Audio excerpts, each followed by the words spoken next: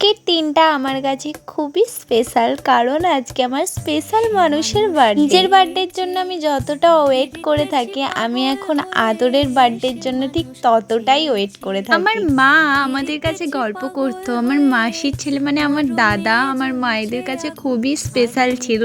আর আমার মা এখনো বলে যে বাবু যে বড় হয়ে গেছে এটা আমরা বুঝতেই পারিনি, ওকে তো আমাদের কাছে এখনো ছোটই লাগে। ছোটবেলার মুখের ছবি আমার এখনো চোখে ভেসে ওঠে। মায়ের এই কথাগুলোর ফিল এখন আমি বুঝতে পারি কেন মা এই কথাগুলো বলতো। যেহেতু এবছর আদরের 2 ইয়ার্স কমপ্লিট হলো, একটু আধটু ছোটখাটো করেই বার্থডে সেলিব্রেট হবে, হওয়ারই কথা ছিল না, হঠাৎ প্ল্যান করেই হচ্ছে। আর এই যে বেজে গেছে 7:05, ওকে গিয়ে আমি আবারও উইশ করি, কারণ ওর 7:03 জন্ম হয়েছিল আজকের দিনে সন্ধ্যেবেলা। মায়ের পেট থেকে হ্যাপি বার্থডে।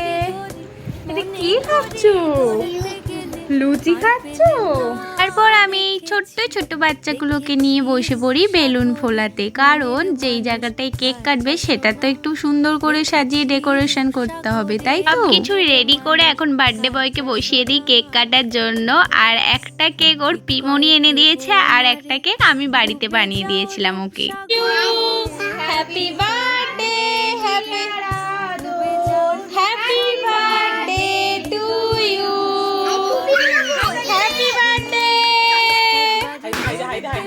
ওর কেক কাটা হয়ে যেতেই আমি বসে পড়ি খেতে, কারণ আমি আবার চলে যাব বাড়ি। আর এই যে মেনুতে ছিল লুচি আর চিকেন, মিষ্টিও ছিল, সেগুলো আমি আর নিইনি। আর ওর বার্থডে কিন্তু আজ না, ওর বার্থডে কিন্তু 6 নভেম্বর চলে গেছে। ব্লগটা আজকে আমি শেয়ার করছি তোমাদের সাথে। দাদুন দিদুন আর মামনির তরফে ছিল ওর বার্থডে গিফট এটা। ওকে তোমরা খুব আশীর্বাদ করো, ও যেন খুব ভালো থাকে, সুস্থ থাকে, আর বড় হয়ে যেন একজন মানুষের মতন মানুষ হতে পারে, যেটা সব থেকে ইম্পর্টেন্ট। ভিডিওটা আজ আমি এখানেই শেষ করি। সকলকে টাটা।